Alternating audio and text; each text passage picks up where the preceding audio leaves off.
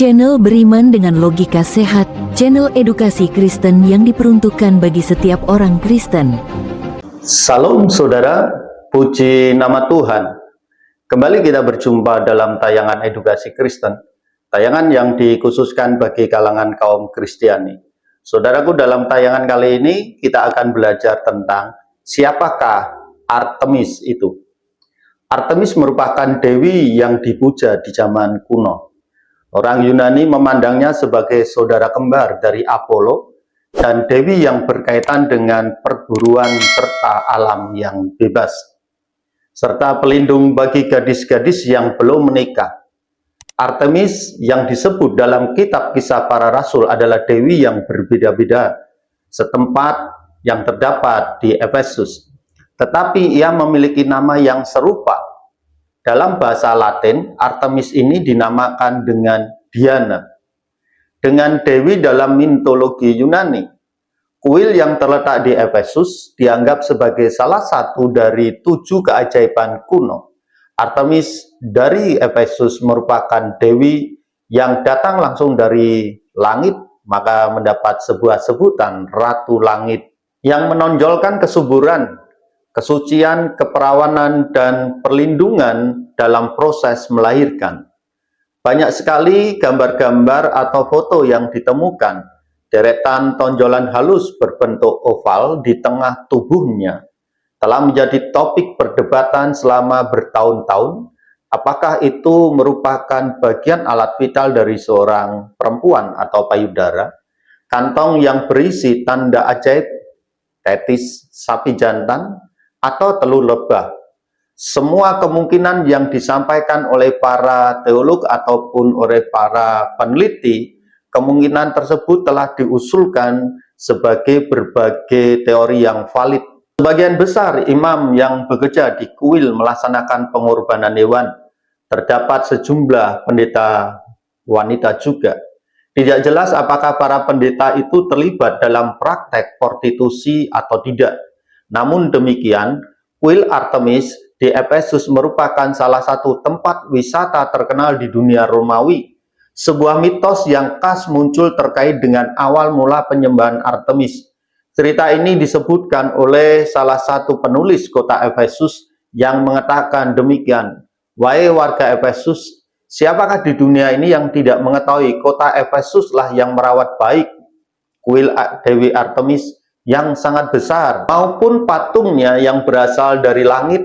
Saudara bisa baca di dalam Kisah Para Rasul pasal 19 ayat 35.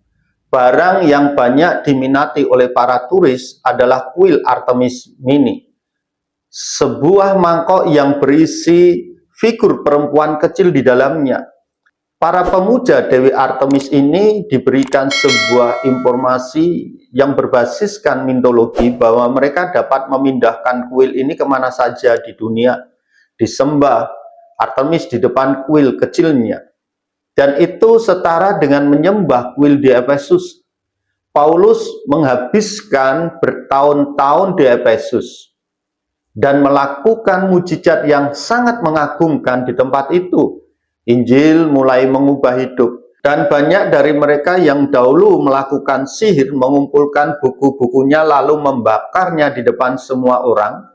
Saat pengikut Artemis menyadari dampak dari pengajaran Paulus di kota mereka, sekitar saat itu terjadi kerusuhan besar terkait jalan Tuhan.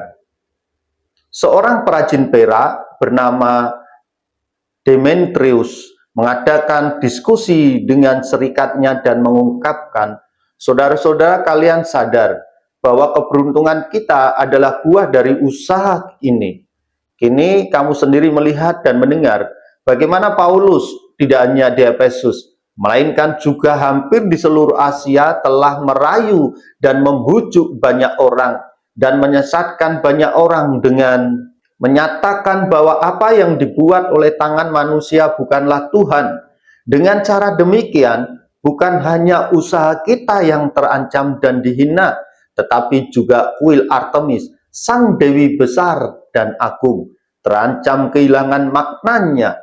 Dan Artemis itu sendiri, Artemis yang dipuja oleh seluruh Asia dan dunia yang beradab, akan kehilangan kemegahannya. Dalam penyampaian pidatonya, Demetrius menyampaikan sanjungan tentang kemegahan Artemis, tetapi alasan sesungguhnya tampak jelas.